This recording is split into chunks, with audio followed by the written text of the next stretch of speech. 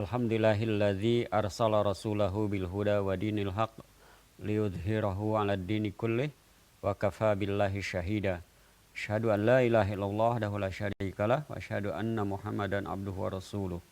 Allahumma shalli ala Muhammad wa ala ali Muhammad wa ala alihi washabbihi wasallam. Ikhwatul iman azanallahu ayyakum, para pendengar radio Tarbiyah Sunnah di gelombang 1476 AM Bandung dan juga para pemirsa Tarbiyah Sunnah Channel dimanapun Anda berada. Alhamdulillah di pagi hari ini, hari Rabu tanggal 6 Ramadan 1441 Hijriah, bertepatan dengan tanggal 29 April tahun 2020 Masehi, kita dipertemukan kembali oleh Allah Subhanahu wa taala untuk sama-sama kita menimba ilmu yang secara langsung akan disampaikan oleh Ustaz Abu Haidar As-Sundawi hafizahullah taala, langsung dari studio Radio Tarbiyah Sunnah Bandung di Desa Selacau, Kecamatan Batu Jajar, Kabupaten Bandung Barat. Pagi hari ini masih pembahasan kitab Majalis Syahri Ramadan, dan tema kita pagi hari ini adalah tentang mengamalkan Al-Quran. Dan kami mengundang kepada antum semua para pendengar dan juga pemirsa untuk bertanya langsung kepada Ustadz nanti setelah Ustadz menyampaikan kajiannya. Silakan bertanya melalui telepon di nomor 02286862637 atau melalui pesan singkat di nomor 081122711476. Alhamdulillah Ustadz sudah ada di studio untuk menyampaikan kajiannya. Kita persilakan saja kepada Al-Ustadz. Kami persilakan. Falyatafaddal masyhura Ustadz. Bismillahirrahmanirrahim. Assalamualaikum warahmatullahi wabarakatuh. Alhamdulillahilladzi anzala as-sakinata fi qulubil mu'minin liyazdadu imanan ma'a imanihim walillahi junudus samawati wal ard wa kana Allahu aliman hakima wa asyhadu an la ilaha illallah wahdahu la syarika lah iqraran bihi wa tauhidan wa asyhadu anna Muhammadan abduhu wa rasuluh sallallahu alaihi wa ala alihi wa ashabihi wa sallama tasliman mazida wa ba'd. Para pendengar radio Tarbiyah Sunnah di Bandung, Al-Bayan di Cianjur, pemirsa TV Al-Asmaul Husna Cianjur, Radio 1 Lombok, Radio Amuba Pangkal Pinang, Radio Hidayah Pekanbaru, pemirsa Asil TV Pekanbaru, pendengar radio Darul Iman, RL Iman, Darul Iman, pengganti dari Rai Padang, juga pemirsa Suruh TV Padang, dan beberapa radio dan TV lain yang ikut merelay kajian kita di pagi hari ini. Alhamdulillah kembali kita berjumpa. Kemarin subuh kita sudah menjelaskan beberapa keutamaan dari membaca Al-Quranul Karim secara umum. Sekarang kita akan bahas keutamaan membaca beberapa surat tertentu atau ayat tertentu. Ya. Di antara surah-surah yang utama yang dijelaskan dalam hadis-hadis yang sahih adalah pertama surah Al-Fatihah, seagung-agung surat di dalam Al-Quran. Sebagaimana sabda Nabi SAW dalam Sahih Bukhari, diterima dari Abu Sa'id, berkata Rasul SAW, "La'u'allimannaka a'zama suratin fil Qur'an. Alhamdulillahi Rabbil Alamin. Hiya as-sab'ul mathani wal Qur'anul azim alladhi utituh." Kata Nabi SAW, aku akan ajarkan kepada kamu seagung-agung surat di dalam Al-Quran. Lalu beliau membaca Alhamdulillahi Rabbil Alamin sampai akhir dari surah Al-Fatihah. Itulah as-sab'ul mathani. Makna as-sab'ul mathani adalah 7 ayat yang diulang-ulang. Karena 7 ayat dalam surah Al-Fatihah itu diulang minimal 17 kali oleh seluruh muslim di dunia sehari semalam. Minimal itu dalam salat fardu, karena salat fardu ada 17 rakaat dan setiap satu rakaat wajib ada Al-Fatihah yang dibaca, ya. Oleh karena itulah maka membaca Al-Fatihah di dalam salat termasuk salah satu di antara rukun salat. Tidak sah salat seseorang yang tidak membaca Al-Fatihah. Bersabda Rasul alaihi salatu wassalam, la salata liman lam yaqra bi Fatihatil kitab. Tidak ada salat bagi orang yang tidak membaca surah Al-Fatihah. Dalam hadis yang diterima dari Abu Hurairah radhiyallahu an, man shalla salatan lam yaqra fiha bi Fatihatil kitab fahuwa khadajun yaquluha thalathan. Kata Nabi SAW, siapa orang yang sholat tapi tidak membaca Al-Fatihah di dalamnya, maka itu sia-sia. 3 kali beliau menyatakan hal itu. Ya, berdasarkan hal itulah maka Al-Fatihah termasuk surah yang paling agung di dalam Al-Quran. Di antara surah yang juga begitu dianjurkan untuk dibaca, tidak seluruhnya, hanya sebagian ayat, adalah surah Al-Baqarah dan surah Ali Imran. Kedua hal ini disebut dua permata di dalam Al-Quran.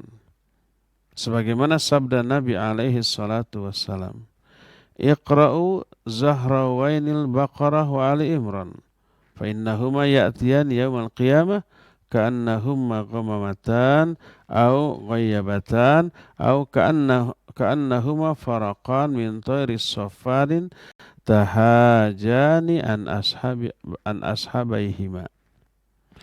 Kata Nabi SAW, baca oleh kalian dua permata Al-Quran, yaitu surah Al-Baqarah dan surah Ali Imran. Karena kedua surah ini akan datang pada hari kiamat, seolah-olah itu adalah awan yang menaungi, atau seolah-olah dia itu adalah dua helai sayap burung yang dia itu akan terbang dengan kedua sayap tersebut. Dan membaca surah Al-Baqarah serta Ali Imran ini maknanya umum. Dan orang yang membacanya memperoleh keutamaan yang luar biasa. Dalam hadis yang diriwayatkan oleh Imam Muslim dari Abu Hurairah radhiyallahu anhu, berkata Nabi alaihi salatu wasallam, innal baital ladzi tuqra'u fiha suratul Baqarah la yadkhuluhu syaitan. Sesungguhnya rumah yang di dalamnya dibacakan surah Al-Baqarah, maka rumah itu tidak akan bisa dimasuki oleh syaitan. Terutama di dalam surah Al-Baqarah ada ayat yang sangat agung dan disebut sebagai ayat pengusir syaitan, amat ditakuti oleh syaitan.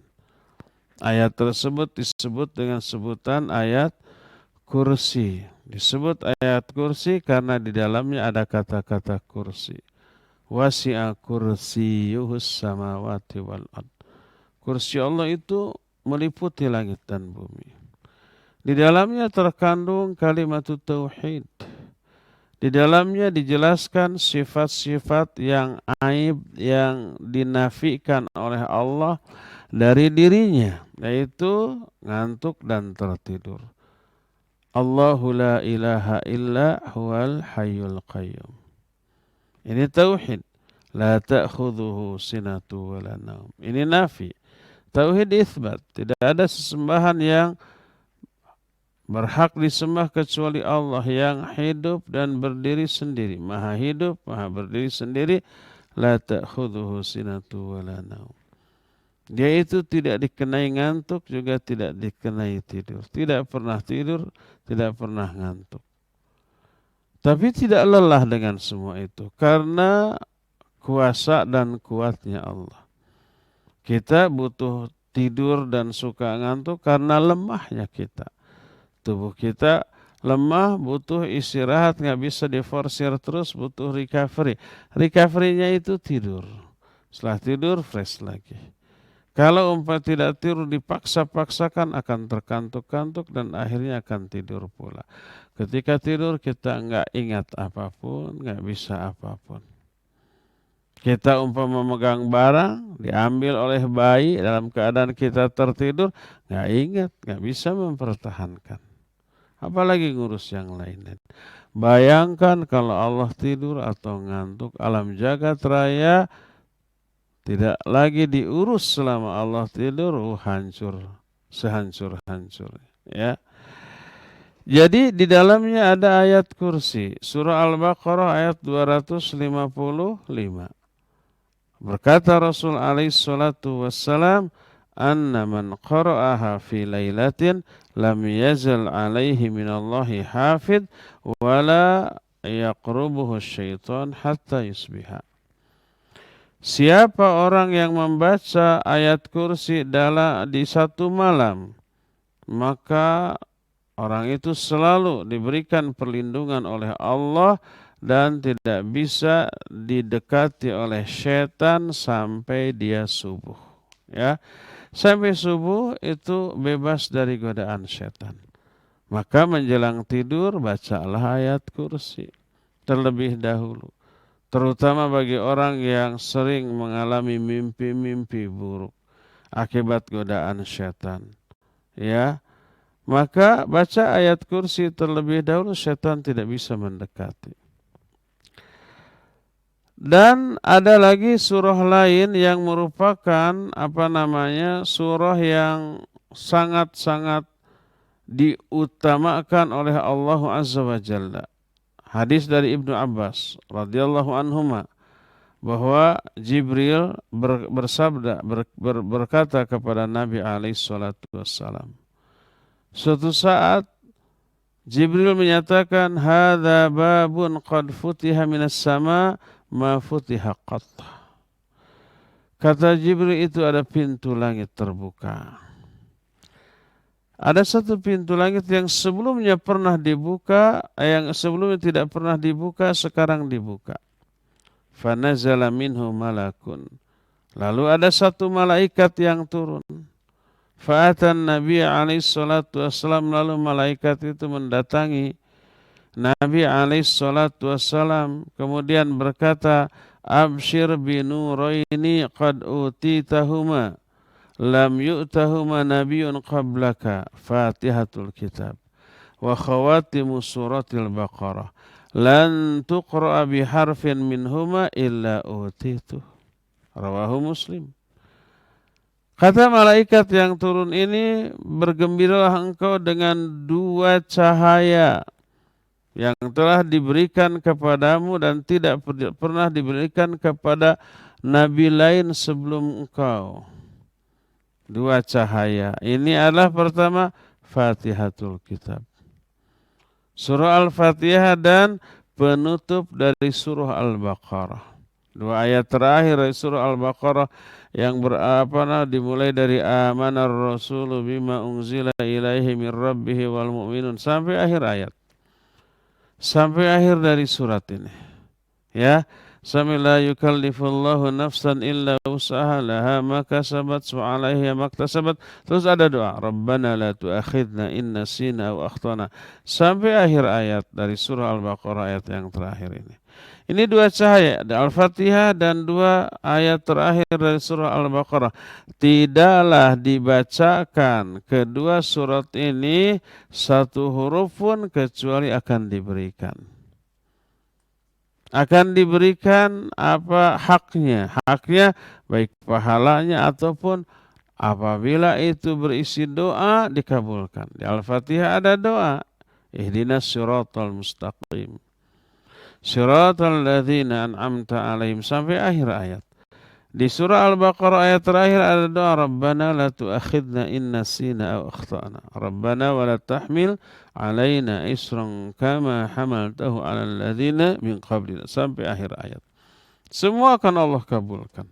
Allah menjawab ketika orang ya, membaca ihdinas siratal mustaqim hadza li'abdi wa li'abdi ma sa'ala. Ayat ini untuk hambaku dan untuk hambaku akan diberikan apa yang dia minta sampai waladhdallin. Nah, kemudian ketika membaca surah Al-Baqarah terakhir mulai Rabbana la tu'akhidna in nasina wa akhtana sampai akhirnya Allah menjawab qad fa'altu. Aku pasti akan lakukan. Aku pasti akan berikan perlindungan atau doa yang diminta ketika membaca surah ini. Ya, ini merupakan keutamaan. Di antara surah tertentu yang juga mengandung keutamaan adalah surah Al-Ikhlas. Disebut Al-Ikhlas karena memurnikan, mentauhidkan Allah Azza wa Jalla. Sebab hakikat dari ikhlas itu adalah tauhid. Mengikhlaskan segala niat dalam ibadah berarti mengesahkan Allah dalam menetapkan niat ketika melakukan ibadah itu. Ibadah itu hanya untuk Allah lah, nggak untuk yang lain. Diesahkan Allah, ditauhidkan Allah. Itu hakikat dari ikhlas. Makanya surah Qul huwallahu ahad disebut al-ikhlas karena ini mengesahkan Allah. Qul huwallahu ahad. Katakan, dialah Allah yang tunggal, yang esa. Ini tauhid. Allahus samad, Allah yang as-samad. As-samad pernah kita jelaskan ketika menerangkan fikih al-asmaul husna tentang as-samad. Tempat bergantung, tempat berpengharapan dan seterusnya, ya. Lam yalid wa lam yulad, tidak beranak, tidak juga dilahirkan, tidak punya orang tua, tidak punya anak, tidak punya pasangan, tidak punya istri. Lam yattakhidh sahibatan wala walada. Allah itu tidak memiliki istri, juga tidak memiliki anak. Walam yakul lahu kufuwan ahad. Dan tak ada sesuatu pun yang sebanding, selevel, ya, satu yang sama dengan Allah, tak ada sesuatu pun. Laisa kamitslihi syai'un wa huwas samiul basir. Tak ada sesuatu pun yang serupa dengan Allah Azza wa Jalla. Inilah surah Al-Ikhlas yang disebut dengan surah yang mengesahkan Allah. Berkata Rasul sallallahu alaihi wasallam dalam hadis yang diterima dari Abu Sa'id Al-Khudri radhiyallahu anhu, diriwayatkan oleh Imam Bukhari dalam kitab Sahih Bukhari, "Walladzi nafsi biyadihi innaha ta'dilu thulutsal Qur'an." Demi zat yang tanganku berada di dalam genggaman tangannya. Demi Allah yang jiwa Muhammad ada di dalam genggaman tangannya, sesungguhnya Al-Ikhlas ini sebanding dengan sepertiga Al-Qur'an. Maknanya adalah disebutkan oleh para ulama di atas Syaikhul Utsaimin, wa laisa makna kaunuha ta'diluhu fil fadilah annaha tujzi'u anhu lidzalik law qara'aha fi shalah 3 marrat lam tujzi'u anil Fatihah. Maknanya bukan berarti, ya, ini menunjukkan keutamaan. Bukan berarti bisa mewakili dianggap membaca seluruh Al-Quran kalau kita membaca 3 kali. Seperti umpama dalam sholat. Begitu takbir, baca iftitah, setelah iftitah membaca Al-Ikhlas 3 kali. Ya, karena 3 kali berarti seluruh Al-Quran. Di dalamnya tercakup Al-Fatihah, lalu dianggap sah. Tidak begitu. Itu hanya menunjukkan sepertiga Al-Quran itu dalam hal keutamaan. Disebutkan dalam Sahih Bukhari dan Sahih Muslim, ya. Sebagai contoh nih dari Abu Ayyub Al-Ansari radhiyallahu an, bahwa Nabi alaihi salatu wasallam menyatakan, man qala la ilaha illallah wahdahu la syarikalah lahul mulku wa lahul hamdu wa huwa ala kulli syai'in qadir 10 marat kana kaman a'taqa arba'ata anfus min waladi Ismail. Siapa orang yang mengatakan la ilaha illallah wahdahu la syarikalah, lahul mulku wa lahul hamdu wa huwa ala kulli syai'in qadir. 10 kali, 10 kali ini, maka dia ini seperti orang yang membebaskan 4 orang hamba sahaya dari turunan Ismail. Nabi Ismail itu kan putra dari siapa? Dari Nabi Ibrahim. Dan Nabi Ismail adalah nenek moyang dari Nabi Muhammad SAW. Kalau dari Nabi Ishak, anak-anak turunannya itu disebut dengan Bani Israel. Karena anak Ishak adalah Yakub, terus Yusuf, terus Ayub, terus. Dan Nabi Yakub disebut dengan Nabi Israel. Turunannya disebut Bani Israel. Itu dari Ishak. Seluruh Nabi sejak zaman itu adalah Bani Israel. Sampai Nabiullah Isa alaihissalatu wassalam. Nah, kecuali Nabi Muhammad SAW bukan Bani Israel. Dia orang Quraisy dan kalau diurut ke atas nyambung kepada Nabi Ismail. Anak-anak turunan Nabi Ismail termasuk orang-orang mulia. Dan yang termulia adalah Nabi kita Muhammad SAW. Mungkin akibat kehidupan sosial, politik, ekonomi yang teralami oleh manusia, anak-anak turunan Nabi Ismail ada yang menjadi budak. Dan budak ini salah satunya lahir dari hasil peperangan. Yang kalah masih hidup ditawan, dan yang tidak ditebus jadi hamba sahaya, jadi budak. Maka membebaskan budak dari turunan Nabi Ismail itu pahalanya besar. Siapa orang yang mengatakan la ilaha illallah wahdahu la syarikalah, lahul mulku wa lahul hamdu wa huwa ala kulli syai'in qadir 10 kali dalam sehari, maka pahalanya sama dengan membebaskan 4 orang hamba sahaya dari kalangan turunan Nabi Ismail. Membebaskan budak dari turunan yang lain itu sudah besar pahalanya, apalagi turunan Nabi Ismail. Lebih besar karena menyelamatkan kemuliaan keluarga Nabi Ismail yang turunannya adalah salah satunya Nabi kita Muhammad SAW. Inilah besarnya pahala mengatakan la ilaha illallah wahdahu la syarikalah, lahul mulku wa lahul hamdu wa huwa ala kulli syai'in qadir. Maka baca ini, jangan lewatkan membaca zikir ini. Tauhid itu, la ilaha illallah wahdahu la syarikalah, tauhid. Lahul mulku wa lahul hamdu wa huwa ala kulli syai'in qadir. Menetapkan berapa sifat mulia bagi Allah. Ya, baca 10 kali itu sama dengan membebaskan 4 orang budak dari turunan Nabi Ismail. Sekalipun demikian, tidak bisa menggantikan membebaskan budak yang sebenarnya. Seperti kalau umpama seseorang melakukan pelanggaran syariat, lalu didenda dengan membebaskan budak. Seperti umpamanya melakukan hubungan suami istri di siang hari Ramadan. Batal, terus harus membebaskan budak. 1, ya, atau melakukan zihar ke istrinya. Zihar itu saya nggak akan menyentuh kamu lagi, nggak akan melakukan hubungan apa-apa lagi dengan kamu, melakukan hubungan suami istri, sudah haram. Karena emosi mungkin, karena keselnya istrinya nyebelin, akhirnya udah nggak akan lagi. Baru sehari 2 hari nggak tahan, nggak kuat. Maka sebelum melakukan hubungan lagi dengan istrinya harus membebaskan budak terlebih dahulu. Walladzina yudhahiruna min nisaihim thumma ya'uduna lima qalu fatahriru raqabati min qabli ayyatamasa.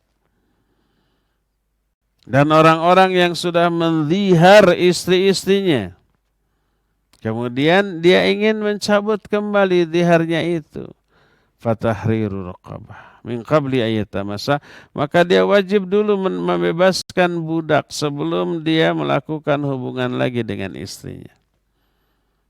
Dan ada beberapa pelanggaran lain yang salah satu hukumannya adalah membebaskan budak. Nah, tidak bisa hukuman membebaskan budak ini diganti dengan membaca La ilaha illallah wahdahu la syarikalah lahul mulku wa lahul hamdu wa huwa ala kulli syai'in qadir 10 kali. 10 kali kan berarti 4. Sudah membebaskan 4 budak. Sudah saja itu dipakai menebus 4 kali zihar atau menebus melakukan hubungan suami istri di siang hari di bulan Ramadan. Enggak bisa. Anak pengantin baru, hubungan aja terus tiap hari, terus cukup membebas dendanya dengan membaca La ilaha illallah wahdahu la syarikalah lahul mulku wa lahul hamdu wa huwa ala kulli syai'in qadir 10 kali, itu untuk 4 harian tuh. Enggak bisa ya. Itu hanya menjelaskan keutamaan atau besarnya pahala. Besarnya pahala dari mendawamkan zikir tadi 10 kali sebesar pahala membebaskan 4 orang budak. Besarnya pahala membaca qul huwallahu ahad Allahus samad, keutamaannya sampai lam yalid wa lam yulad wa lam yakul lahu kufuwan ahad, keutamaannya sama dengan membaca sepertiga Al-Qur'an. Tapi tidak bisa mewakili membaca Al-Fatihah di dalam salat. Ya, yang jelas memang Al-Ikhlas adalah surah yang sangat-sangat utama karena isinya tauhidullah. Makanya disebut dengan sebutan Al-Ikhlas. Di antara surah-surah yang memiliki keutamaan adalah disebut Mu'awwidzatain. Mu'awwidzatain itu adalah surat yang menjadi alat perlindungan dari godaan setan, yaitu Al-Falaq dan An-Nas. Membaca Qul a'udzu birabbil falaq dan juga Qul a'udzu birabbin nas. 2 surat itu merupakan 2 surat yang utama. Dan bila dibaca berakibat Allah memberikan perlindungan dari godaan setan termasuk juga sihir.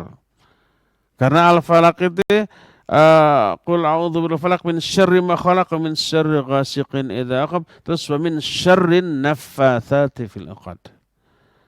Wa min syarrin naffatsat, dan dari kejahatan tukang sihir. An-naffatsat itu jamak dari naffath. Naffatha itu artinya tukang sihir wanita-wanita yang ketika praktek sihirnya itu meniup buhul atau alat sihirnya. Setelah jampe-jampe ada mantra yang dibacakan dari bahasa jin yang manusia tidak faham maknanya, kemudian ditiupkan dengan ada percikan ludah. Disebut nafatha. Kalau hanya niup, nafakha, hanya angin saja. Kalau meludah, tafala. Kalau meniup sambil muncrat, ada percikan ludah disebut nafatha. Orang yang meniup nafith. Kalau sekali 2 kali. Kalau terus-terusan niup-niup sambil muncrat, nafath. Kalau wanita nafathah, kalau jamannya nafathat. Wanita-wanita nafathat yang suka meniup-niup. Itu ahli sihir. Wa min syarrin naffatsati fil 'uqad. Karena umumnya tukang sihir saat itu adalah umumnya wanita. Cara kerjanya dengan meniup-niup alat sihirnya berupa buhul yang ditalikan. Kemudian ditiup-tiup setelah dia membaca mantra-mantra tertentu. Ini antinya. Qul a'udzu birabbil falaq. Katakan aku berlindung kepada penguasa subuh. Min syarri ma khalaqa, dari kejahatan semua makhluknya. Wa min syarrin naffatsati fil 'uqad. Wa min syarri ghasiqin idza waqab. Dan dari gelapnya malam apabila malam itu sudah tiba. Wa min syarri naffatsati fil 'uqad, dan dari kejahatan para wanita tukang sihir yang suka meniup-niup alat sihirnya, ya. Wa min syarri hasidin idza hasad, dan dari kejahatan orang-orang yang hasad ketika dia melampiaskan sikap hasadnya, sifat hasadnya. Itu memberi perlindungan sebagaimana bersabda Rasul sallallahu alaihi wasallam dalam hadis yang diterima dari Uqbah bin Amir radhiyallahu an, berkata Nabi alaihi salatu wasallam, alam tara ayatin unzilatil laila lam yura mithlahun qul a'udzu birabbil falaq wa qul a'udzu birabbin nas. Tidakkah engkau perhatikan ayat-ayat yang turun di malam ini yang tidak pernah terlihat ayat sehebat itu sebelumnya, yaitu qul a'udzu birabbil falaq dan qul a'udzu birabbin nas. Dalam hadis yang diriwayatkan oleh Imam Muslim, juga Imam An-Nasai, Nabi SAW merintahkan Uqbar untuk membaca dua surah ini. Lalu beliau bersabda, ma sa'ala sa'ilun bimithlihima walasta'adha musta'idun bimithlihima. Tidak pernah ada permintaan yang dilakukan oleh seseorang yang meminta sehebat permintaan yang terkandung dalam dua surah ini. Dan tidak ada seorang pun yang meminta perlindungan sehebat perlindungan yang terkandung di dalam dua surah ini. Maka bersungguh-sungguhlah untuk memperbanyak membaca dua surah ini, ya, terutama menjelang tidur atau secara mutlak kapanpun, dimanapun, dalam keadaan bagaimanapun, selama di tempat dan di momen yang layak untuk dibacakan surah yang agung dan yang mulia ini. Berdasarkan hal itulah maka di dalam Al-Quran secara keseluruhan merupakan perkara yang sangat utama dan agung karena itu kalamullah. Tapi di antara kalamullah, di antara seluruh ayat, ada ayat-ayat tertentu yang mengandung spesialisasi, spesifikasi tertentu. Ya, dan surah-surah tertentu yang lebih agung dibanding surah yang lainnya. Ada ayat yang memiliki khasiat yang tidak terkandung dalam ayat yang lainnya. Dan ada ayat yang memiliki fungsi yang tidak terkandung di dalam ayat-ayat yang lainnya, tergantung dari keterangan syariat tentang ayat itu dan juga arti yang terkandung di dalamnya. Dari sinilah kita mengetahui bahwa membaca Al-Quran secara umum adalah utama dan agung. Keutamaannya sudah dijelaskan kemarin pada waktu membahas tentang keutamaan baca Al-Quran, dan ada ayat dan surah-surah tertentu yang spesial dengan fungsi tertentu yang diterangkan oleh syariat, baik ayat ataupun hadis-hadis yang sahih.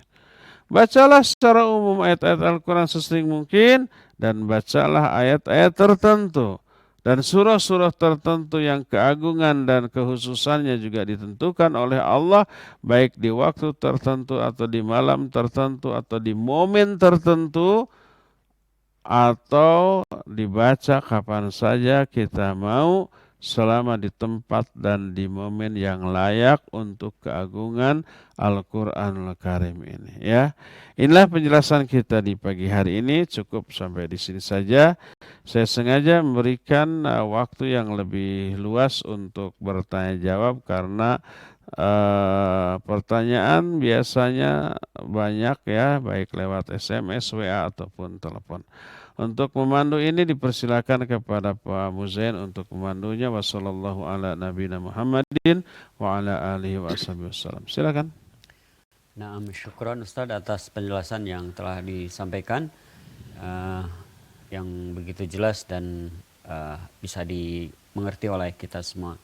Khatul iman azanallahu wa iyyakum, para pendengar dan juga pemirsa, untuk selanjutnya kita buka sesi tanya jawab. Kami persilakan bagi yang akan bertanya langsung bisa melalui telepon di nomor 022 8686 2637 atau melalui pesan singkat di nomor 081122771476. Alhamdulillah Ustadz sudah memberikan waktu yang cukup banyak untuk sesi tanya jawab ini. Kita buka penelpon yang sudah masuk. Assalamualaikum. Waalaikumsalam warahmatullahi wabarakatuh. Ini Pak Alam Syah di Cimahi. Masya Allah. Ahlan Pak Alam Syah. Silakan Pak. Assalamualaikum warahmatullahi wabarakatuh. Ustaz. Waalaikumsalam warahmatullahi wabarakatuh. Ya Pak. Semoga Allah melindungi dan memberkahi Bapak Ustadz, keluarga dan semua yang mendengarkan. Amin wa iyyakum. Ana mau jawab pertanyaan tentang membacakan ayat-ayat sebelum tidur. Ana pernah dengar ceramah seorang ustadz yang mengatakan bahwa apabila kita membaca surat kursi, kemudian trikul, dan setiap selesai membaca trikul itu 3 kali, 7 kali, kemudian setiap selesai membacakan, meniupkan ke tangan kita dan mengusap-ngusap seluruh tubuh kita, kita akan dilindungi oleh godaan-godaan setan dan jin. Apa itu sahih? Iya. Sudah Pak? Sudah begitu, demikian. Baik. Ya, barakallahu fiik Pak Alam Syah ya. Semoga Pak Alam Syah diberikan kesehatan ya, dicabut seluruh penyakit dan penderitaannya. Dipulihkan kembali seperti biasa. Matanya semoga bisa melihat lagi dengan jelas gamblang ya.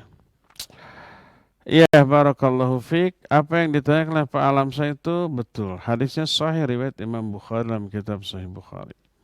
Bahwa Nabi SAW dari Aisyah radhiyallahu anha sebelum tidur beliau membaca Al-Fatihah ya 7 kali, kemudian Pak Alam Syah mengistilahkan dengan trikul.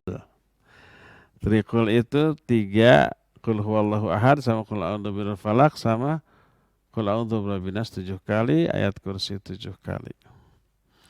Kemudian ditiupkan ke kedua telapak tangan, kemudian kedua telapak tangan diusapkan seluruh tubuh yang terjangkau. Kepala, ya, wajah, tengkuk, tangan, kaki. Yang terjangkau, yang tidak terjangkau ya di luar kemampuan kita. Mungkin punggung gitu tidak terjangkau ya. Maka Allah akan memberikan perlindungan sampai subuh. Apa betul? Ya betul, sahih ya. Dan ini sesuatu yang mujarab. Di Selat Sawi ini beberapa puluh tahun yang lalu ada saya memiliki uak sakit. Sudah tahunan gak bisa tidur. Malam, siang tidak bisa tidur. Ngantuk ya, lelah ya, tapi tidur tidak bisa. Kemudian saya kasih resep ini. Coba wak, ini dibaca. Jadi Al-Fatihah pasti hafal. Ayat kursi juga hafal. Trikul tadi juga hafal. Kemudian ditiupkan. Nampaknya diamalkan. Besoknya datang sambil sumringah. Alhamdulillah tahunan gak bisa tidur. Tadi malam nyenyak sampai mimpi indah segala macam. Setelah mengamalkan itu ya. Setan tidak bisa mendekat dan tidak bisa menggodanya semalam itu ya. Jadi betul Pak Alam Syah, silakan untuk diamalkan. Wallahu a'lam. Nah, syukron Ustaz atas jawabannya. Kita angkat kembali barangkali ada penelpon yang masuk. Ya, silakan. Assalamualaikum Pak Ustaz. Waalaikumsalam. Saya Pak Syarif di Cimahi. Pak Syarif di Cimahi. Silakan Pak. Mungkin saya tanyakan Pak tentang sholat.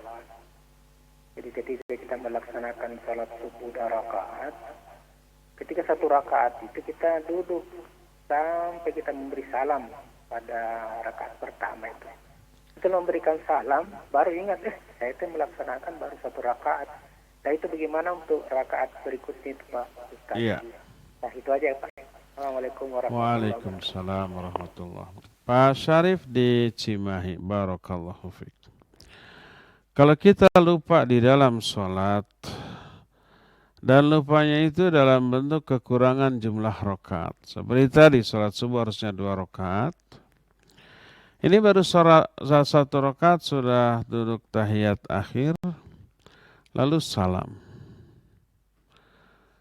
Setelah salam wirid, ketika wirid baru ingat, aduh itu tadi baru 1 rakaat. Baik ingat ataupun ada yang memberitahu anaknya, istrinya, kok bapak hanya 1 rakaat, kan subuh 2 rakaat gitu ya.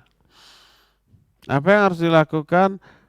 Langsung berhenti berbicara, berhenti beraktivitas, langsung berdiri lagi, takbir lagi dan nambah 1 rakaat lagi. Nah, setelah nambah 1 rakaat lagi salam.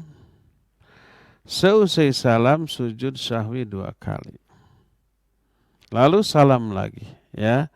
Sujud sahwi apa bacaannya? Bacaannya sama dengan bacaan sujud biasa. Subhana rabbiyal a'la. Subhana rabbiyal a'la minimal 3 kali. Boleh ditambah dengan subhanakallahumma rabbana bihamdika Allahumma gfirli. Ya, itu yang sahih. Adapun yang sering dibaca orang subhana man la yanam wa la yashu atau subhana man la yashu wa la yanam, itu tidak didasarkan kepada hadis. Hadisnya la aslalahu, tidak ada asalnya. Itu bukan doa yang berasal dari Nabi SAW. Al-Ghazali rahimahullah memuat hadis ini di dalam kitab Ihya Ulumuddin. Lalu Imam Al-Iraqi dalam kitab Takhriju Ahaditsil Islam, Takhriju Ahaditsil Ihya, hadis ini la aslalahu, tidak ada asalnya dari Nabi SAW. Hadis yang menyatakan doa seusai ketika sujud sahwi itu membaca subhana man la yanamu wa la yasu, itu tidak ada asalnya. Yang benar sudah subhana rabbiyal a'la 3 kali minimalnya, boleh lebih, boleh ditambah dengan yang lain-lain. Adapun duduk di antara 2 sujud sahwi, kan sujud sahwi 2 kali. Biasa duduknya membaca rabbikfirli warhamni dan seterusnya, ya. Setelah beres sujud sahwi langsung salam lagi. Ada 2 kali salam. Kenapa seusai salam sujud sahwinya lalu salam lagi? Karena kesalahannya berupa penambahan gerakan. Ada gerakan yang ditambahkan, ya enggak? Yaitu apa? Pertama tahiyat, berarti tahiyatnya 2 kali. Kedua salamnya berarti 2 kali. Maka kalau kesalahannya berupa penambahan gerakan dari yang gerakan pokok sholat, maka sujud sahwinya dilakukan seusai salam. Adapun kalau berupa kekurangan nih, seperti ketinggalan atau terlupa tahiyat awal, baru ingat di rakaat ketiga ada kekurangan, maka dilakukan sujud sahwinya sebelum salam, ya. Demikian Pak Syarif, wallahu a'lam bishawab. Silakan lagi. Ya, na'am Ustaz atas jawabannya. Kita kembali angkat penelpon yang masuk. Assalamualaikum. Assalamualaikum warahmatullahi wabarakatuh. Dari siapa? Saya Ibu Ani dari Riung, Bandung. Iya. Mau tanya karena sujud sahwi, waktu sujud terakhir kan harus baca doa, ya. Tidak harus, jangan boleh. Gitu. Boleh. Terus doa itu telunjuknya masih berdiri apa udah diam gitu. Terus satu lagi Pak Ustaz. Ini sujud terakhir apa tahiyat akhir? Sujud terakhir. Kalau sujud kan jarinya tidak berisyarat dengan jari. Yang berisyarat dengan jari kan hanya tahiyat, Bu. Ya, tahiyat Bapak maksudnya. Tahiyat bukan sujud. Tahiyat terakhir kan harus baca sebelum salam baca doa dulu. Iya. Terus telunjuknya kalau baca doa itu masih berdiri apa enggak gitu maksudnya. Iya. Terus satu lagi Pak Ustaz, iya. Fidyah itu 1 hari itu untuk berapa orang gitu. Iya. Terima kasih Pak Ustaz. Assalamualaikum. Yuk, sama-sama. Waalaikumsalam. Siapa? Bu Ani di Riung, Bandung. Ibu Ani di Riung, Bandung. Ada 2 pertanyaan. Pertama, tahiyat akhir, ya. Saya tadi agak bingung, sujud terakhir kan berdoa. Gimana jarinya? Sujud kan nggak ada jarinya, ya. Maksudnya jarinya normal gitu. Tahiyat akhir ada doa, ya. Betul, doa setelah innaka hamidum majid, setelah salawat ada doa Allahumma inni a'udzubika min adzabi jahannam sampai akhir, ya. Apakah telunjuknya masih? Ya, masih sampai salam, ya. Berdasarkan hadis Wa'il bin Hujr radhiyallahu an, Dan beliau menyatakan ketika sedang tahiyat melihat Nabi salat thumma asyara bi usbuhi sababah ya faraaituhu yuharrikuha wa yad'u biha hatta salama. Aku melihat beliau berisyarat dengan telunjuknya dan beliau menggerak-gerakkannya sambil berdoa dengannya sampai salam. Jadi berisyarat itu sampai salam ya. Apapun isinya sebelum salam, termasuk doa, ya pokoknya sampai salam itu isyarat tetap ya. Itu yang pertama. Yang keduanya apa? Fidyah. Fidyah, iya sehari tidak saum, satu porsi untuk diberikan ke satu fakir miskin. Itu minimalnya wajibnya. Kalau musodaqah umpama ini satu porsi diberikan ke satu orang, padahal orang itu kepala keluarga, anaknya 11 umpamanya. Akan berebut, aduh kasihan, banyak sahwab ewang. Akhirnya udahlah dikasih umpamanya 11 porsi aja, selebihnya sodaqah ya bagus. Tapi minimalnya satu porsi itu ya.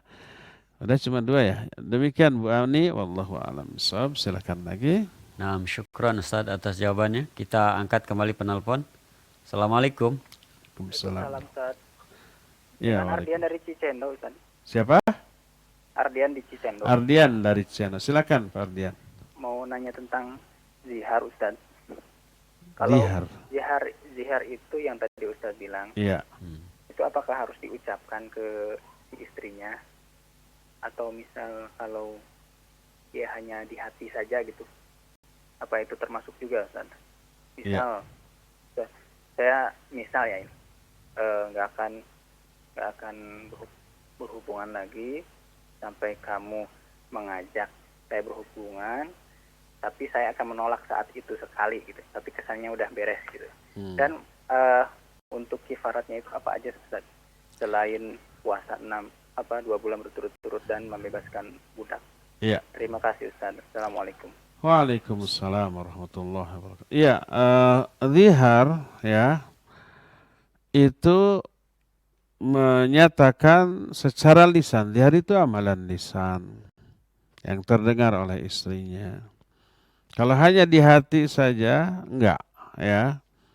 Karena itu amalan lisan dan bukan amalan hati. Saking kesalnya ke istrinya setiap diajak berhubungan selalu ada alasan. Selalu nolak. Selalu pura-pura tidur ngorok ya.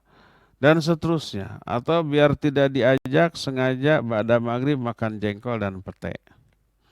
Biar suaminya menjauh. Kesel ya.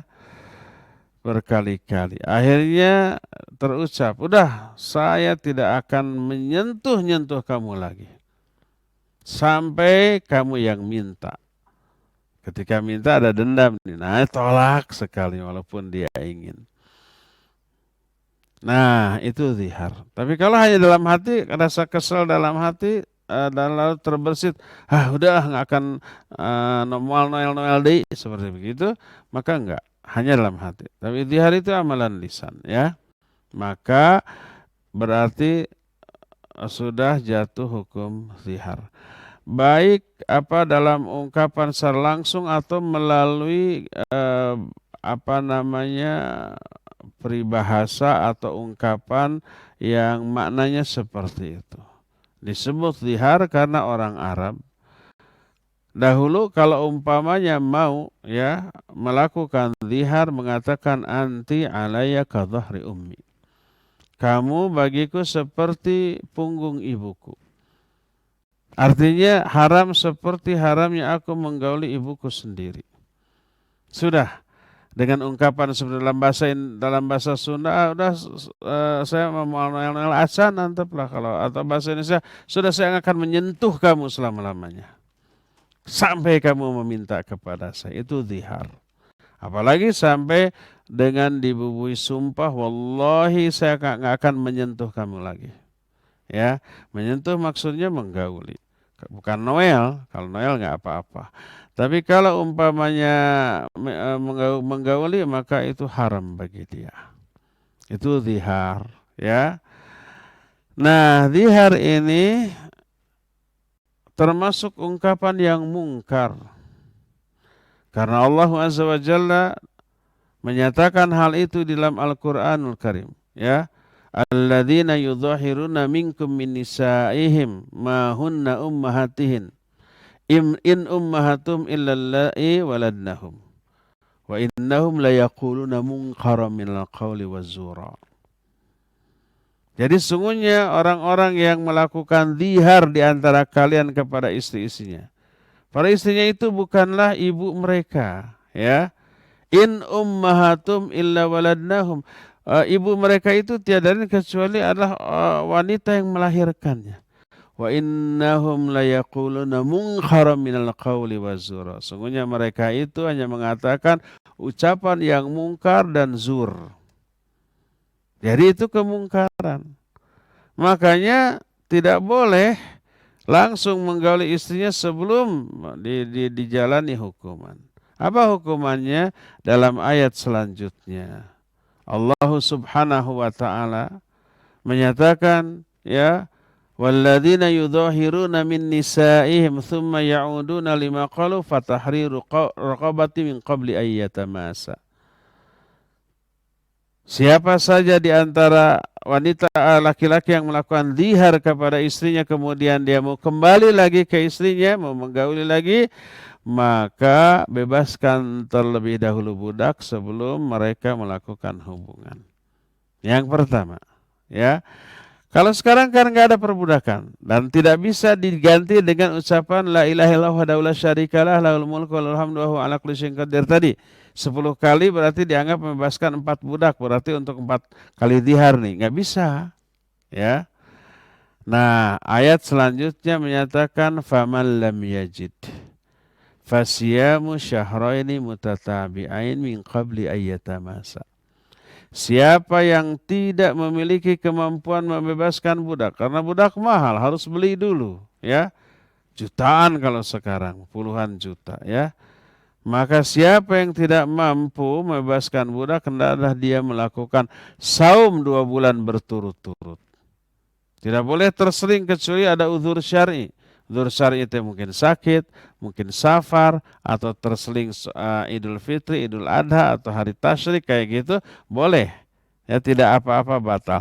Tapi kalau tanpa uzur sudah 58 hari, pas hari 59 umpamanya, aduh, batal tanpa ada uzur, harus diulang kembali dari awal.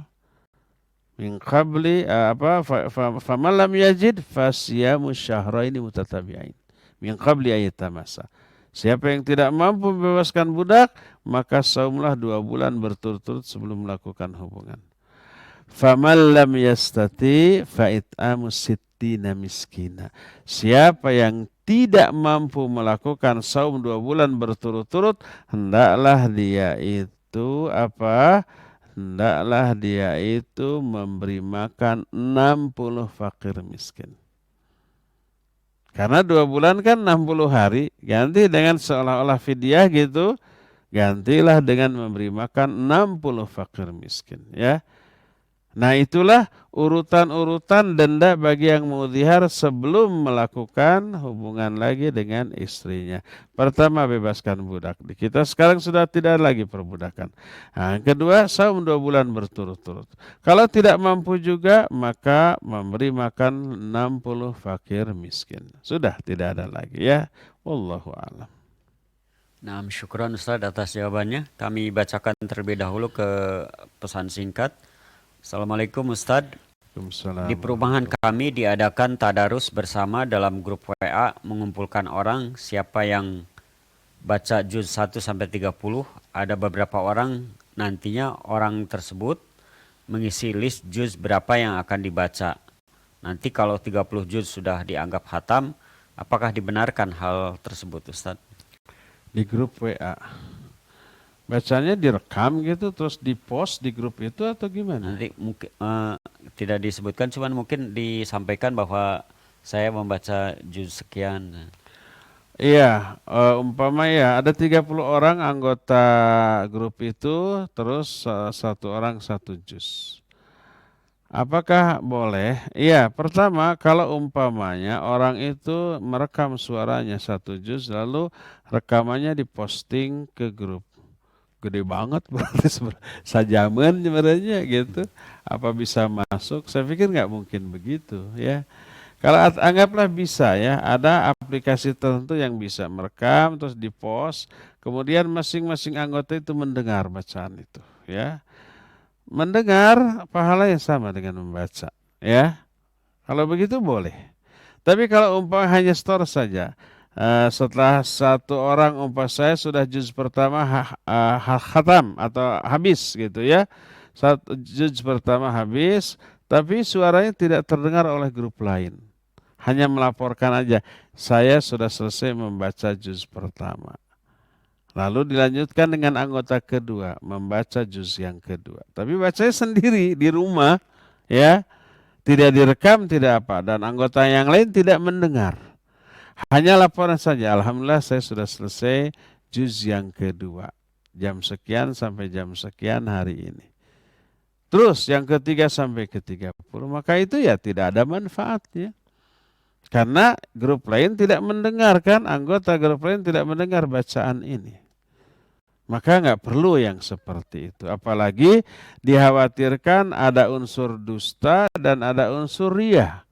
Ya, agar umpamanya kita ini dianggap sebagai yang rajin baca Quran, lalu lapor saya malah 1,5 juz atau 1 juz hanya setengah jam umpamanya. Surat Anu ayat sekian sampai ayat sekian. Ada lagi yang khawatir dianggap lalai, padahal tidak baca Al-Quran, lapor aja, saya mah sudah selesai juz sekian. Padahal tidak, ada unsur dusta ya. Itu berisiko seperti itu. Jadi kalau caranya seperti itu hanya laporan, maka tidak maslahat, bahkan mengandung unsur madarat. Madaratnya ada dua. Pertama, khawatir ada unsur riya atau sum'ah. Yang keduanya khawatir ada unsur dustanya ya.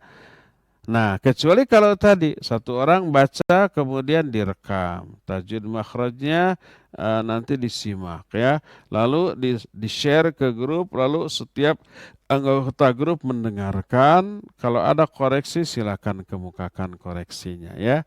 Terus sampai 30 juz boleh, kalau memang demikian bagus sih. Sama aja dengan ngariung, masing-masing baca lalu disimak kan gitu ya. Satu orang baca disimak yang lain, satu orang baca nyambung. Sama dengan begitu. Hanya ini ada social distancingnya karena musim corona jadi pakai grup WhatsApp. Tapi saya pikir nggak mungkin kalau 1 juz satu orangnya diposting nggak akan masuk ya, nggak akan kekirim ya.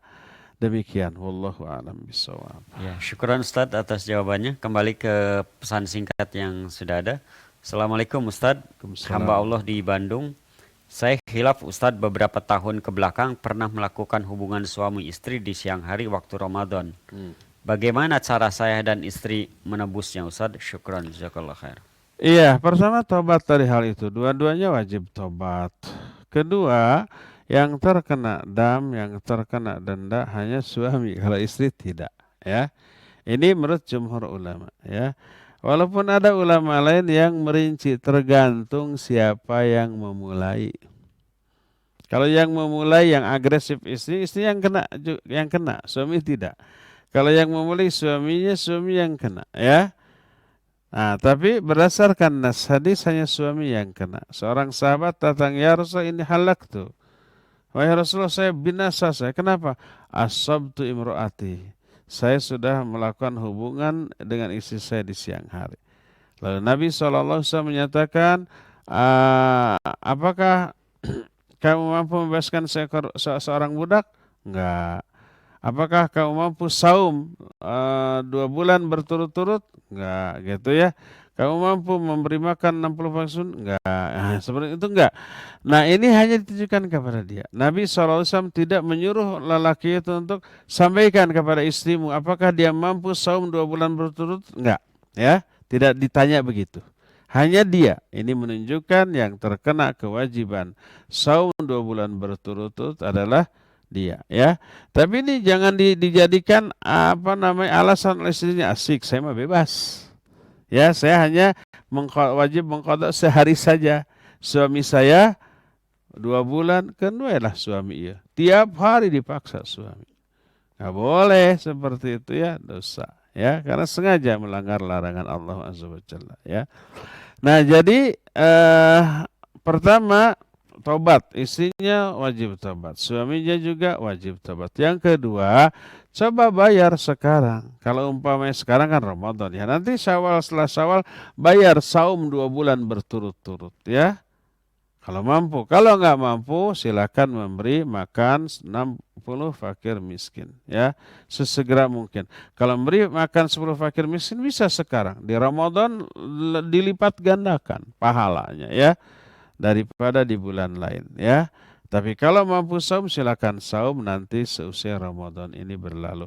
Walaupun itu kejadian sudah 10 tahun yang lalu, nggak apa-apa dibayar sekarang.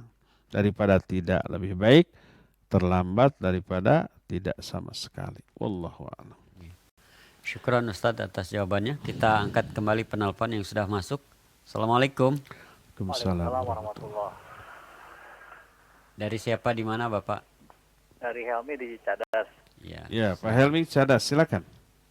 Waalaikumsalam Ustaz. Waalaikumsalam warahmatullahi. Tadi kan Ustaz menjelaskan beberapa keutamaan dari beberapa surat dalam Al-Quran.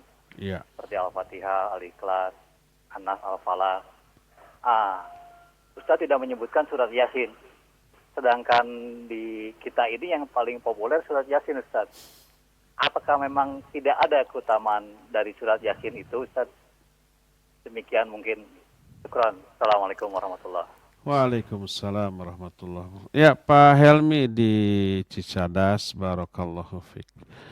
Yang tadi kita jelaskan hanya sebagian surat-surat tertentu yang memiliki keistimewaan.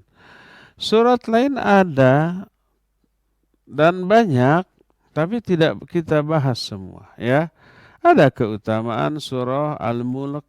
Al-Mulk itu surah Tabarok, surah Al-Mulk yang disebut dengan surah Tabarak. Tabarakalladzi biyadihil mulku wa huwa ala kulli syai'in dan seterusnya, yang disunahkan dibaca umpamanya setiap mau tidur, ya boleh, betul, ada keutamaannya, ya. Ada keutamaan surah Yasin, ada keutamaan surah Al-Kahfi, ada keutamaan surah-surah lain, tapi semuanya itu tidak kita jelaskan, cukup dengan mencontohkan beberapa yang enteng dan ringan. Seperti ayat kursi cuma 1 ayat. Al-Fatihah walaupun 1 surat, tapi pendek, hanya 7 ayat. Dan semua orang pasti hafal, ya. Demikian juga trikul tadi. Qul huwallahu ahad, qul a'udzu birabbil falaq, qul a'udzu birabbin nas. Kemudian 2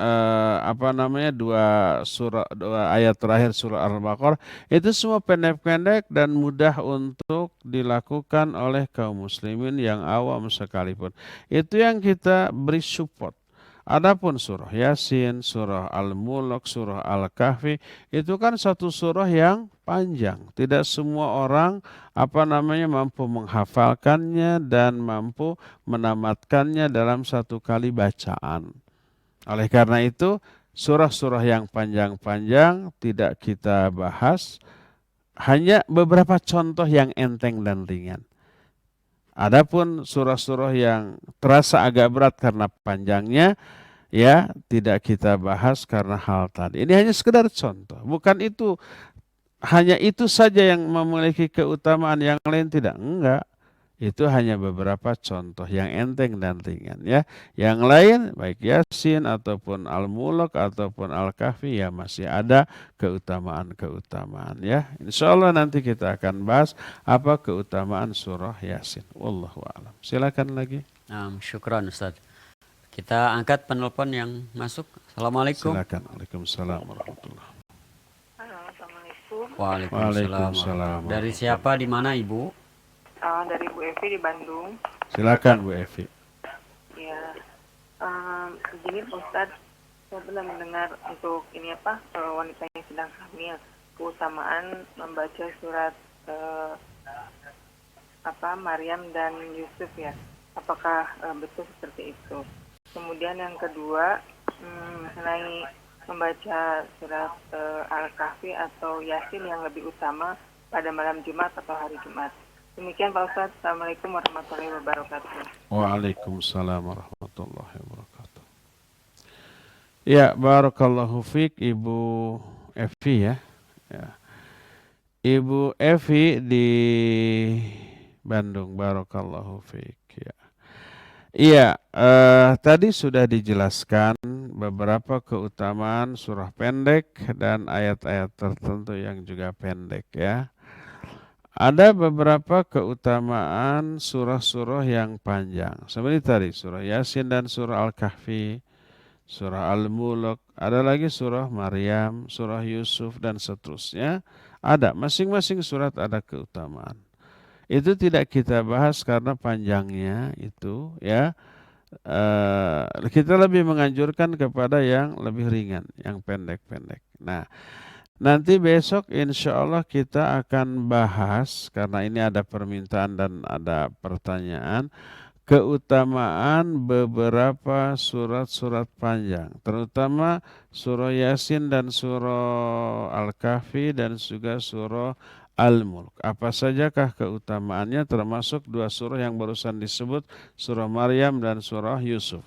Ya, itu semua ada keutamaan. Ada keutamaan yang didasarkan kepada hadis yang sahih, ada juga yang didasarkan kepada hadis yang dhaif atau hanya sekedar tradisi yang dibikin-bikin oleh orang.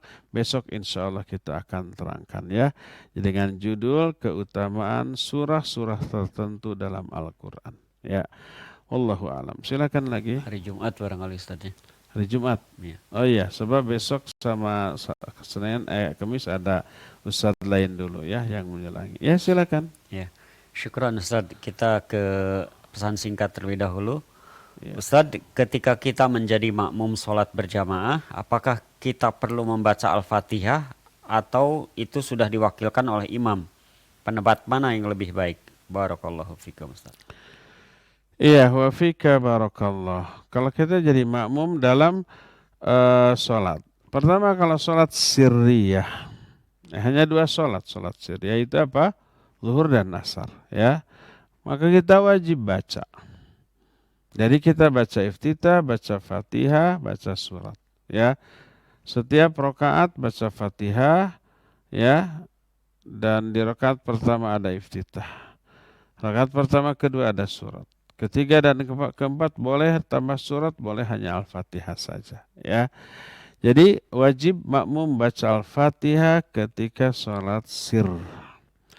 Kedua, kalau sholat jahriyah, sholat subuh, sholat maghrib, sholat isya, sholat Jumat, sholat id dan sholat-sholat yang jahriyah lainnya ya. Ada dua pendapat tentang hal ini. Pendapat yang pertama adalah makmum juga wajib membaca. Kapan membacanya? Sesempatnya. Sebagian imam ada yang memberi waktu, yang berpendapat wajibnya makmum membaca Fatihah ya, memberi waktu selesai Fatihah. Imam selesai Fatihah sebelum baca surat diam dulu beberapa saat. Sekedar makmum menyelesaikan bacaan Al-Fatihah. Dan saya melihat itu juga yang dilakukan oleh imam di Masjid Nabawi di Madinah. Terutama Syekh Hudzaifi hafizahullahu ta'ala. Jadi ketika selesai membaca Al-Fatihah, beliau diam dulu beberapa saat dan cukup untuk membaca Al-Fatihah bagi makmum. Setelah itu beliau langsung masuk ke surat ya. Kalau imamnya memberi kesempatan untuk membaca Al-Fatihah, bacalah Al-Fatihah. Kedua, bagaimana kalau si imam tidak memberi kesempatan. Setelah beres Al-Fatihah hanya beberapa detik, malah kadang-kadang sampai begitu amin dari makmum selesai langsung baca surah lain. Maka yang harus kita lakukan adalah menyimak, mengikuti bacaan imam, menghayati isinya. Karena mendengar plus penghayatan sama dengan membacanya ya. Dan inilah yang dimaksud dengan ayat yang menyatakan wa idza quri'al Qur'an fastami'u lahu ansitu la'allakum turhamun. Bila dibacakan Al-Quran kepadamu maka diam dan dengarlah agar kamu peroleh rahmat.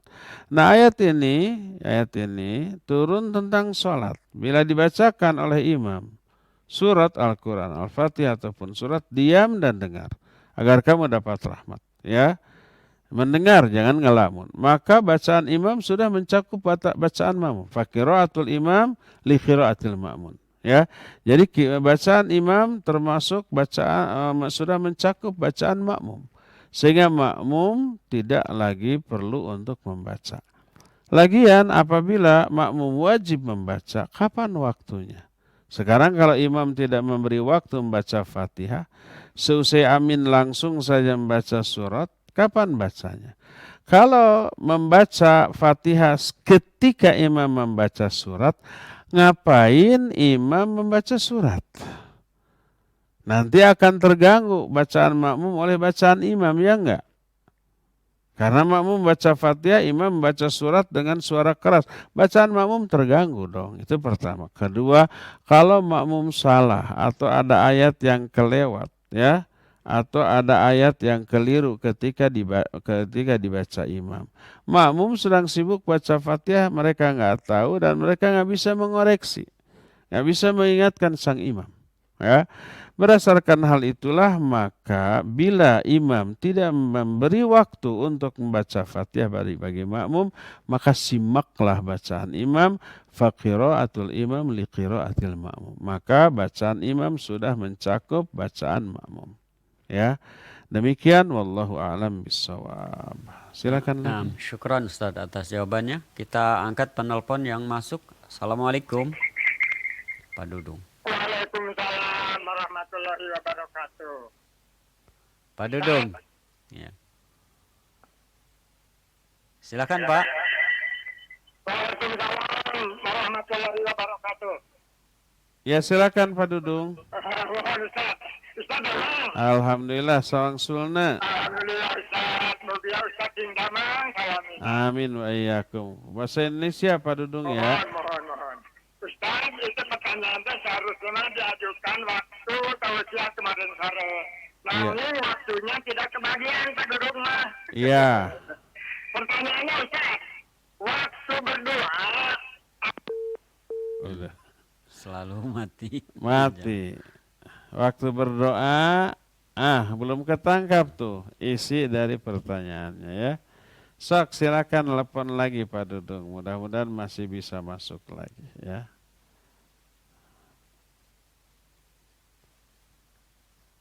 Ayo kita angkat penelpon yang masuk. Assalamualaikum. Ya, silakan. Halo. Silakan Pak, Bu sudah masuk apa Pak Dudung lagi bukan nih? Sudah putus ya. Pindah aja dulu ke. Boleh kita ke ada penelpon. Silakan ada yang lagi yang masuk. Assalamualaikum. Waalaikumsalam. Iya. Pak Ustadz ini dari siapa di mana Ibu? Ya dari Ibu Is Lilin.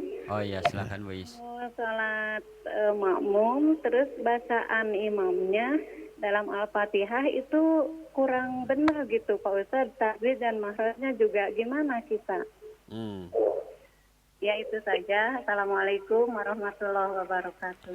Waalaikumsalam warahmatullahi wabarakatuh. Ibu Is di Cililin. Ya barakallahu fiik. Bagaimana kalau kita bermakmum kepada imam yang bacaan Fatihahnya kurang benar? Kalau bacaan imam, bacaan Fatihah yang kurang benar itu sampai merubah makna, merubah arti, fatal banget gitu ya. Ya tidak boleh bermakmum kepada imam seperti itu. Karena artinya sudah berubah, sudah berbeda.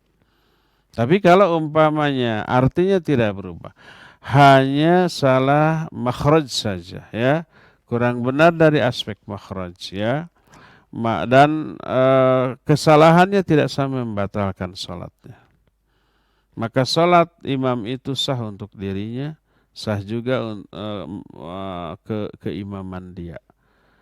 Sholat makmum sah. Adapun kesalahan imam itu tanggung jawab imam. A'immatukum yusalluna alaikum fa idza asabu falakum walau wa idza akhtau falakum wa alaihim. Imam-imam itu memimpin salat-salat kalian. Apabila imam benar maka pahala bagi mereka, pahala bagi makmum. Tapi apabila imam salah, pahala bagi kalian, bagi makmum, dan dosanya atas tanggungan imam. Jadi kalau umpamanya tidak membatalkan sholatnya, tidak merubah maknanya, silakan terus bermakmum. Tapi kalau kesalahan sangat fatal sehingga merubah makna, maka jangan bermakmum kepada dia, ya, karena sholatnya tidak sah karena bukan Fatihah yang dibaca, ya. Maka tidak sah untuk dirinya, tidak sah juga keimamannya. Wallahu a'lam. Terakhir ya. Ya, kita angkat penelpon yang masuk. Assalamualaikum. Waalaikumsalam warahmatullahi wabarakatuh. Silakan Langsung Pak Dudung berdoa.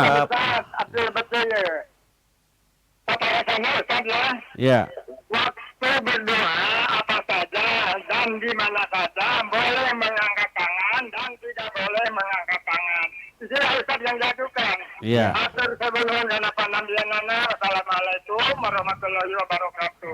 Waalaikumsalam warahmatullahi wabarakatuh. Ya. Syekh bin Baz rahimahullahu ta'ala ketika ditanya tentang masalah ini, kapan angkat tangan dan kapan tidak angkat tangan ketika berdoa. Pertama, kalau ada hadis-hadis yang menerangkan bahwa Nabi mengangkat tangan di doa-doa tertentu, maka kita angkat tangan di doa itu. Seperti contohnya umpamanya ketika sholat istisqa, ya, ketika umpamanya waktu haji atau umroh, ya, ketika sa'i, ketika di Safa, di Marwah, itu mengangkat tangan menghadap ke kiblat. Ketika setelah jumroh ula, jumroh wusta, ya, ketika haji itu mengangkat tangan, ya, tinggi-tinggi selama yang kita mau, ya. Nabi SAW mengangkat tangan, ya, maka disunahkan bagi kita mengangkat tangan. Kedua, kalau ada hadis yang Nabi nyata-nyata tidak mengangkat tangan di sana atau melarang mengangkat tangan di sana, maka kita tidak boleh angkat tangan. Seperti pada waktu khutbah Jumat berdoa, Nabi tidak angkat tangan. Makmum juga tidak angkat tangan. Hadis ini sahih riwayat Imam Muslim. Ada seorang sahabat Jumatan, imamnya seorang tabi'in, tapi dia penguasa. Penguasa adalah imam sekaligus, ya, dan khatib, ya. Nabi SAW sudah wafat, ya. Para khulafaur rasyidin sudah wafat.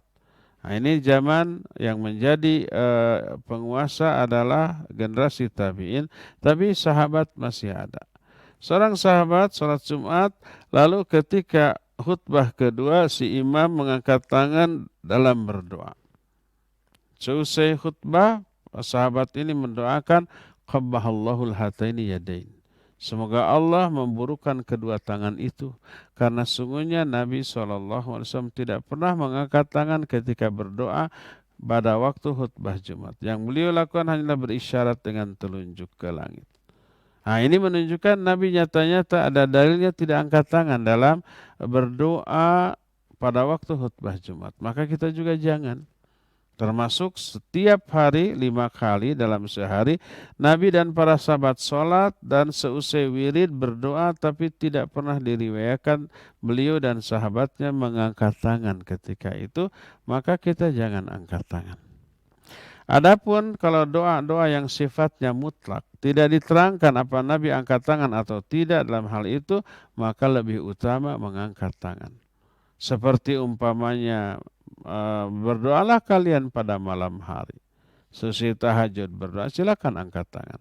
La yuradud du'a bainal adzan wal iqamah. Tidak akan ditolak doa antara adzan dan iqamat. Menunjukkan dianjurkan berdoa antara adzan dan iqamat. Apa angkat tangan? Tidak ada keterangan. Maka lebih baik, lebih utama untuk mengangkat tangan, karena mengangkat tangan termasuk salah satu faktor penunjang dikabulkannya doa, ya. Nah, demikianlah Pak Dudung, ya, cukup ya para hadirin, sampai di sini saja para pemirsa dan pendengar. Mohon maaf tidak semua pertanyaan terjawab karena terbatasnya waktu. Banyak pertanyaan yang masuk lewat SMS ataupun WA ataupun telepon. Mudah-mudahan esok, lusa dan seterusnya kita masih tetap bisa berinteraksi melalui tanya jawab di kajian ini, ya. Subhanakallahumma bihamdik asyhadu an la ilaha illa anta astaghfiruka wa atubu ilaik, walhamdulillahirabbil alamin. Wassalamualaikum warahmatullahi wabarakatuh. Waalaikumsalam warahmatullahi wabarakatuh. Syukran jazakallahu khair. Kami haturkan kepada Al Ustaz Abu Haidar As-Sundawi hafizahullah taala yang telah menyampaikan kajiannya di kesempatan pagi hari ini, dan juga yang telah menjawab pertanyaan-pertanyaan dari pendengar dan pemirsa baik melalui telepon maupun juga melalui pesan singkat. Mudah-mudahan Allah Subhanahu wa taala selalu melindungi Al-Ustadz dan keluarga dan memberikan kesehatan kepada Ustadz dan keluarga, dan mudah-mudahan pula Allah selalu melindungi dan memberikan kesehatan bagi kita semua umat Islam dimanapun antum berada. Khawatir liman azanallahu wa iyyakum, kami juga menghaturkan syukran jazakallahu khair kepada para pendengar juga pemirsa atas keikutsertaannya dalam acara kami di kesempatan pagi hari ini. Kami mohon maaf tidak semua penanya baik melalui telepon juga melalui pesan singkat dibacakan dikarenakan keterbatasan waktu. Insyaallah mudah-mudahan di lain kesempatan kita berinteraksi kembali dengan Ustadz Abu Haidar untuk bertanya jawab dalam kesempatan tersebut. Untuk pembahasan kitab Majalis Syahrul Ramadan untuk besok hari Kamis libur dulu karena besok adalah pelajaran tahsin. Antum bisa mengikuti pelajaran tahsin tersebut nanti insyaallah besok yang akan disampaikan oleh Ustadz Haidar Askarul Kohar mulai pukul 5 pagi sampai dengan selesai. Dan informasi kajian untuk hari ini, hari Rabu nanti sore juga bukan pembahasan kitab Hisnul Muslim, akan tapi nanti sore adalah kajian tafsir surat Al-Baqarah yang akan disampaikan oleh Al-Ustadz Abu Umar Indra hafizahullah ta'ala mulai pukul 16.00 sampai dengan selesai. Ikuti kajian tersebut melalui radio Tarbiyah Sunnah Bandung maupun juga channel Tarbiyah Sunnah media, baik melalui YouTube, Facebook, dan juga Instagram. Antum bisa menyimak dan menyaksikannya melalui Tarbiyah Sunnah media tersebut. Demikian yang bisa kami haturkan. Kami mohon maaf atas segala kekurangannya, dan kita tutup dengan subhanakallah wa bihamdika asyhadu an la ilaha illa anta astaghfiruka wa atubu ilaik. Wassalamualaikum warahmatullahi wabarakatuh.